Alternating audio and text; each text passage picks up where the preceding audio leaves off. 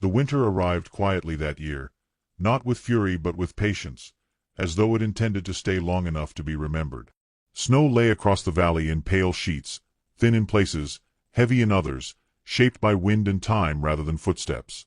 Smoke lifted from chimneys slowly, as if even fire had grown tired.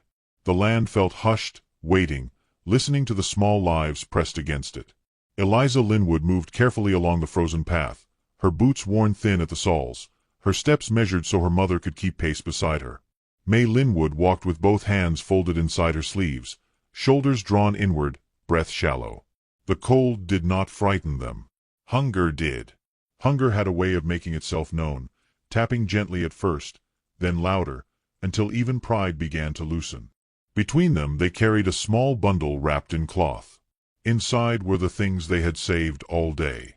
A scoop of flour, 2 dried apples, a strip of salt pork, thin as honesty. Eliza had wrapped it tightly, not to hide it, but to protect it, the way one might protect a fragile truth. The trading post stood ahead, its wooden boards darkened by age and weather.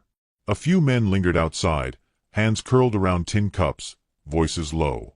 Eliza felt their eyes before she saw their faces. She kept her gaze steady, forward, her spine straight. Her mother stumbled once, just slightly, and Eliza slowed without a word. Inside, the air smelled of grain dust and cold iron. Walter Boone stood behind the counter, thick fingers resting on the wood as if it belonged to him by right. His smile came easily, but it never reached his eyes. He noticed the bundle at once. "You been busy today," he said, voice light, careless. Eliza nodded. Work wherever it could be found. Cleaning, carrying, waiting. Boone leaned forward. "Funny thing is, food's been going missing. Folks say you and your mother been saving more than your share." May lifted her head then, her eyes dark and steady despite the tremor in her hands. She spoke softly, each word placed with care. "Please do not take our food. We saved all day for this." The room seemed to shift, as if the words had weight. Boone laughed, sharp and short. He reached for the bundle. Eliza did not move. She did not shout. She simply stepped closer, her presence quiet but unyielding. Her heart pounded, but her face remained still. The hunger in her body burned, but something stronger held her upright. That was when the door opened behind them. Caleb Harlan entered with snow still clinging to his coat. He was a large man, broad through the shoulders, his movements slow, deliberate. He did not speak at first. He took in the room, the tension, the way Eliza stood between her mother and the counter. His eyes lingered on the bundle, then on Boone's hand. Boone straightened, pulling back slightly. "Harlan," he said, "didn't hear you come in." Caleb nodded once. "Just passing through." He could have said more. He could have intervened. Instead, he placed his supplies on the counter, paid, and turned away. Eliza felt the moment pass like a breath held too long. Boone smirked, but he did not touch the bundle again. Outside, the cold bit harder. Eliza exhaled slowly. Her mother's arm trembled against hers. They walked home in silence, the bundle still safe, but something unsettled had taken root. Across the yard, Caleb mounted his horse. As he rode away, the sound of that soft plea followed him through the snow, refusing to be forgotten. Caleb Harlan woke before dawn, as he always did, the cold already awake and waiting. Frost feathered the inside of the window, turning the world pale and distant. He dressed without thought, hands remembering what his heart tried not to. Outside, the barn breathed steam, horses shifting their weight, patient creatures who understood routine better than men ever did. He worked until his shoulders warmed and his thoughts dulled. Splitting wood, filling troughs, mending a hinge that never stayed true. Yet the words from the trading post returned with every strike. "Please do not take our food." They lodged behind his ribs, soft and persistent. He had ridden away, told himself it was none of his business, told himself silence kept a man alive. Silence had kept him company for years. By mid-morning he found himself riding toward town again, the excuse already formed though he had not spoken it aloud. Mrs. Crow stood at the post office door, shawl wrapped tight, eyes sharp despite her age. She nodded as he passed, then said he might want to know that the older Chinese woman had not been seen since yesterday. Winter did not wait on the fragile. Caleb turned his horse without answering. The shack sat low against the wind, boards patched and patient. Smoke did not rise. He dismounted slowly, aware of how a man's presence could feel like a threat. He knocked once and waited. Eliza opened the door a careful inch. Her face held the quiet of someone who had learned to read rooms before entering them. When she saw him, surprise flickered, then caution settled back into place. He said he had extra work, said he could use help in the kitchen and the barn. He said it plainly, without promise. Eliza listened, eyes steady. Behind her, May lay wrapped in blankets, breath shallow, the winter having found her bones at last. Eliza agreed without gratitude, only a nod that carried resolve. They came with what they owned. Caleb made space without comment. He placed food on the table and stepped away, understanding distance as a form of respect. Eliza cooked with care, movements economical, the scent of broth threading warmth through the house. Caleb ate later, alone, and found the silence different, less sharp. Days folded into one another. Snow softened. May slept near the stove, color returning slowly. Jonah Pike arrived to help with chores, his youth filling corners with sound. Eliza listened more than she spoke, learning the rhythms of the place, the way Caleb paused before doorways, the way he never asked questions that might corner a person. Walter Boone appeared at the fence one afternoon, grin easy, voice carrying. He remarked on charity, on debts, on how some folks took advantage. Caleb did not raise his voice. He did not invite Boone closer either. He simply stood, broad and unmoving, until Boone's words thinned and the man rode off. That night, Eliza found herself packing quietly, fear returning like a draft. Caleb noticed the bundle by the door. He did not stop her. He said only that storms passed, and that safety did not need to be earned twice. Eliza looked at him then, really looked, and something in her loosened.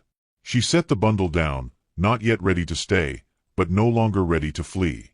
Outside, the wind shifted, carrying with it the promise of another test waiting just beyond the dark. Caleb lay awake that night listening to the house settle. The fire clicked and sighed. Outside, the wind pressed its face to the boards, testing for weakness. He wondered when he had begun to notice such things again, the way sound changed when a room held more than one heartbeat. He remembered winters when the only proof of life was his own breath and the creak of rafters answering it. In the morning, Mrs. Crow came by with a sack of oats and news delivered gently. Boone had been asking after arrangements, she said, asking who owned what and for how long. Paper had a way of appearing when men wanted it to. Caleb thanked her and said little. After she left, he found Eliza at the sink, sleeves rolled, steam rising around her hands. He told her Boone had been sniffing. He told her he would handle it. Eliza listened, then asked what handling meant. He answered honestly. It meant standing. It meant not moving. It meant being ready to lose things that could be counted. She nodded, absorbing the cost. May stirred on the cot and murmured a name from another life, the sound thin as thread. The days grew brighter but not warmer. Eliza learned the cupboards, the way Caleb kept nails sorted by feel, the habit of setting a cup out for a person who might not come. Jonah asked questions and received smiles instead of answers. The house took on a shape that felt intentional. One evening, a rider passed slow along the fence line. No greeting, just a look and the promise of return. Caleb watched until the sound faded, then closed the gate with care. He said nothing at supper. Eliza said nothing either. Yet when the dishes were done, she placed the saved bundle on the table between them. The cloth opened to show how little there was and how fiercely it had been protected. She did not plead. She did not explain. She simply met his eyes. Caleb understood then that the winter had not finished with them. It had only begun to choose sides. Somewhere beyond the hills, paper was being folded and names were being spoken. Caleb felt the weight of it settle, quiet and inevitable. He rose and barred the door, not against the cold, but against what would come with daylight. Eliza watched him do it, and for the first time since winter arrived, she believed the night might not win. Yet the wind carried hooves, and Boone's patience was thinning fast by morning. Morning arrived with a thinner light, as if the sun had learned restraint. Snow no longer fell, yet the cold lingered, pressed into the ground like a memory that refused correction. Eliza rose early, before the house fully stirred, and found comfort in small tasks that asked for nothing but attention. She rinsed cups, folded cloths, listened to the kettle breathe. Routine steadied her more than sleep. May watched from the cot near the stove, eyes clearer now, voice returning in soft fragments. She spoke of rivers crossed long ago, of nights when hunger taught patience, of kindnesses that did not announce themselves. Eliza listened while working, absorbing the cadence. Caleb passed through the room without interrupting, his presence careful, like a man stepping around something newly planted. Jonah Pike arrived with the sun, cheeks red, eagerness still intact. Eliza showed him numbers scratched into wood, the simple math of feed and time. He learned quickly, laughing at his own mistakes. Caleb watched from the doorway, surprised by how sound-filled spaces he had left empty on purpose. He told himself it was temporary, that winter made people forget boundaries. At midday, Mrs. Crow sent word through Jonah that Boone had been seen near the courthouse. Papers, she said, had a way of growing legs when men fed them. Caleb felt the old tightening behind his eyes. He nodded once and returned to the barn, working harder than needed. Eliza noticed the change, the way his movements sharpened, the way silence thickened again. That afternoon, Boone rode in without ceremony, stopping short of the fence. He spoke loudly, of debts and fairness, of how kindness invited confusion. Caleb did not approach. He leaned against the post and listened, letting Boone spend himself. When Boone left, his smile had thinned to a line. Eliza found Caleb later by the creek, ice breaking at the edges, water testing freedom. She did not ask questions shaped like fear. She told him May had stood unaided that morning. She thanked him, not with words that bound, but with the simple fact of staying. Caleb nodded, aware of how fragile such moments were. As days passed, the house adjusted. Meals grew steadier. Laughter found its way back, hesitant but real. Eliza noticed how Caleb set an extra plate without comment, how he waited until she finished speaking before responding, how he repaired what broke instead of replacing it.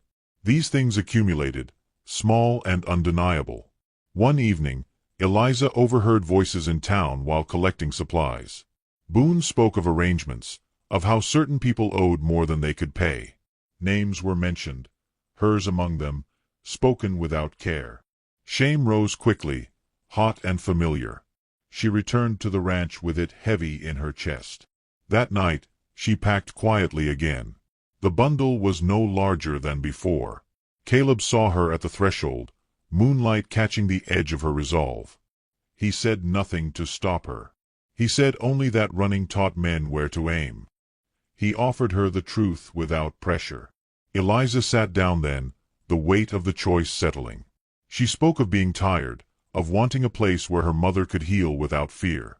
Caleb listened, eyes steady. He told her he could not promise protection forever, only honesty. The house held its breath. Outside, hooves sounded on frozen ground, distant but deliberate. Caleb moved to the window, hand resting on the sill. Eliza stood beside him, their shoulders not touching, yet aligned. She realized then that staying was not surrender but a claim. As the sound faded, Caleb closed the shutter gently, knowing Boone would return with daylight, and that the next stand would ask more than silence ever had. Night returned with sudden purpose, dragging clouds across the moon and pressing wind against the walls until the house groaned like an old animal. Snow began again, thin needles at first, then heavier, whitening tracks and erasing distance until the ranch felt stranded from the rest of the world. Caleb checked the latch twice, listening to the wind test every seam, knowing storms had a way of choosing nights like this to settle debts.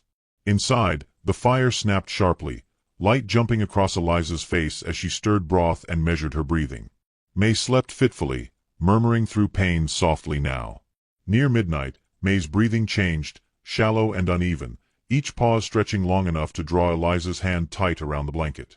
She called Caleb's name once, quietly, fear pressed flat beneath restraint. He came at once, coat half on, eyes alert, the storm forgotten. Together they worked without speech, water warmed, cloths folded, time measured by breath and heartbeat. May opened her eyes briefly, focusing on Caleb with a look that carried both gratitude and warning. She whispered Eliza's childhood name, then slipped back into restless sleep. The storm raged harder outside. Caleb felt something decide itself within him now. By morning the wind had torn half the world loose, drifts piled high against doors and fences bent under white weight. May lived, though weaker, her pulse fragile as thawing ice.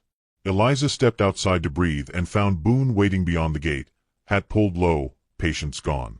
He spoke of law, of unpaid claims, of a writ arriving with daylight. Caleb joined them, standing squarely between Boone and the house. Snow gathered on shoulders as words hardened, neighbors watching from a careful distance. Boone demanded surrender, supplies, silence. Caleb refused with stillness alone. The storm held its breath now.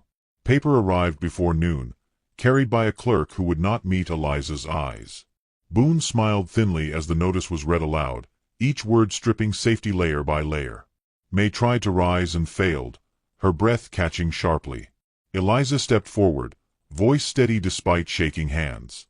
She offered work, repayment, time, anything but dignity.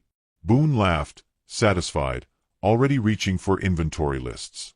Caleb spoke then, offering the ranch itself instead. Gasps rippled, the weight of the sacrifice landing heavily. Caleb met Eliza's eyes, unflinching, certain. The clerk hesitated, Boone's smile faltering. Outside, the wind shifted again, now softly. Arguments stretched through the afternoon, voices rising and falling with the weather. Mrs. Crow arrived, then Jonah, then others who had watched quietly until now. They spoke of fairness, of labor repaid, of kindness not being theft. Boone's certainty thinned as witnesses accumulated. The clerk reread the paper, voice less confident. May raised herself enough to speak, her words quiet but unbroken. She said a home was not land alone, but the people who kept it. Silence followed, heavy and complete. Boone turned away, defeated for now. The storm eased, light breaking through cloud. Caleb exhaled slowly, knees steady now. Evening settled gently, exhaustion replacing fear. The clerk departed with papers unsigned, promises postponed. Neighbors drifted away, glancing back with new respect. Inside, May slept peacefully for the first time in weeks. Eliza sat at the table, hands still, emotion finally finding space. Caleb brought tea, setting the cup near her without speaking. She thanked him, not for the stand, but for seeing them. He answered that some winters taught men who they were. They shared the quiet, knowing it was temporary. Outside, hooves sounded again, distant but returning. Caleb's jaw tightened, resolve settling deeper within him now tonight alone. Snowmelt dripped from eaves, tapping out a restless rhythm. Eliza cleaned the kitchen, movements thoughtful, mind alert. She sensed the change, the line crossed that could not be uncrossed. Caleb stood at the door, scanning the darkening yard. He knew Boone would not accept loss quietly. The ranch, once refuge, had become a claim. Eliza joined him, asking what came next. He said truthfully that he did not know. But he knew she would not face it alone. Wind carried distant voices from town, reminders of judgment. Eliza squared her shoulders, choosing resolve now quietly tonight alone again soon ahead. Later, Eliza found the saved bundle and opened it carefully. She spread its contents on the table, symbols of endurance. Caleb watched, understanding the offering. She said she would stay, not from debt, but choice. He accepted without triumph, knowing choice required protection. They spoke of preparing, of facing what daylight brought. No promises were made beyond honesty. The fire burned low, shadows lengthening. Outside, the night gathered itself again, patient and watchful. Caleb barred the door once more, listening. Eliza stood behind him, fear tempered by trust. The wind answered with distant thunder. Morning would decide everything now soon. Sleep came lightly, broken by thought and sound. Caleb dreamed of fences falling and standing at once. Eliza dreamed of open doors that did not close. May rested between them, unaware of battles fought for her. Before dawn, a rider stopped at the edge of the property. Hooves stamped, a voice called Caleb's name. Caleb rose, pulling on boots, resolve settled. Eliza followed to the doorway, heart steady. The rider bore news, not yet spoken, heavy with consequence. Caleb met the darkness without flinching. Eliza watched, knowing winter had sharpened them both. The voice spoke softly, carrying threat now here. Caleb stepped forward to hear it, leaving Eliza framed by lamplight. She realized then the plea that began this winter had grown roots. What Boone had tried to take had become something larger. Food became ground became home, home became worth fighting for. The rider cleared his throat, papers rustling ominously. Caleb listened, shoulders squared, ready to answer. Eliza held the doorframe, strength settling quietly. The winter waited, breath drawn, as words fell into the cold. Whatever came next would ask everything they had chosen. The night did not release them yet. Dawn stood just beyond reach, now near. Dawn arrived without color, a pale thinning of night rather than a true morning, and the rider's message lingered like frost in the air. Boone had filed again, this time louder, this time with men who believed paper carried more weight than truth. Caleb listened until the words ended, then nodded once. He did not argue. He thanked the rider and watched him turn back toward town, hooves fading into a future already moving toward them. Eliza closed the door gently, as if sound itself might tip the balance. Inside, the house felt smaller, not from fear, but from decision. May stirred and asked quietly what the morning had brought. Eliza knelt beside her, speaking carefully, choosing honesty without cruelty. May reached for her daughter's hand, her grip firmer than it had been days ago. She said that winters ended, but only if people stood where the thaw could find them. Caleb heard this from the doorway and felt something settle into place, deep and unmovable. They prepared without haste. Caleb saddled the horse but did not ride away. Eliza brewed tea and set bread to warm, the smell anchoring them. Jonah arrived breathless, eyes wide with news already spreading. Mrs. Crow followed soon after, shawl flapping, resolve sharper than the cold. Others gathered, not a crowd, but enough to change the shape of the yard. Boone arrived last, papers in hand, confidence brittle now. The clerk stood beside him, uncertain, eyes darting between faces. Boone spoke of law again, of precedent and possession. Caleb let him finish. Then he stepped forward, voice calm, carrying farther than Boone expected. He said the ranch would stand as payment if payment was demanded. Gasps rippled, but Caleb continued, offering everything he owned so that Eliza and May would not be turned out. The words fell heavy, undeniable. Boone hesitated, sensing a trap but unable to see it clearly. Eliza moved then, stepping beside Caleb, her presence steady. She spoke of work done, of days counted by labor rather than coins. Mrs. Crow spoke next, then Jonah, then another neighbor who had watched quietly for too long. Each voice added weight, tilting the ground beneath Boone's feet. May was brought to the doorway, wrapped in blankets, standing with effort alone. She said nothing at first, simply looked at Boone with eyes that had survived worse than him. When she spoke, it was to remind him that food saved was not theft, and kindness given was not debt. The clerk reread the papers, hands shaking. The terms were thinner than Boone had promised. Witnesses mattered. So did context. Boone's certainty collapsed inward, anger flashing before calculation took over. He cursed softly and folded the papers away, promising return, promising consequences. But his words rang hollow now. He mounted and rode off without looking back. The yard exhaled as one body. Silence followed, vast and cleansing. The neighbors lingered only long enough to nod, to touch Eliza's shoulder, to meet Caleb's eyes with new respect. When they left, the ranch felt altered, claimed not by paper but by choice.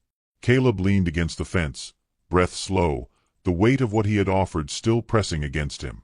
Eliza approached, fear and gratitude braided tight inside her. She asked him what came next. He told her the truth. He had nothing left to give but what stood before them. The land might still be taken. Boone might return with sharper teeth. But he would not ask her to leave. Eliza listened, then surprised him by smiling, small but real. She said she had not stayed for safety alone. She had stayed because she was seen. Because her mother slept without fear. Because silence had become shared. That evening, the sky cleared fully for the first time in weeks. Snow reflected pink and gold, the world briefly forgiving. Caleb cooked while Eliza set the table.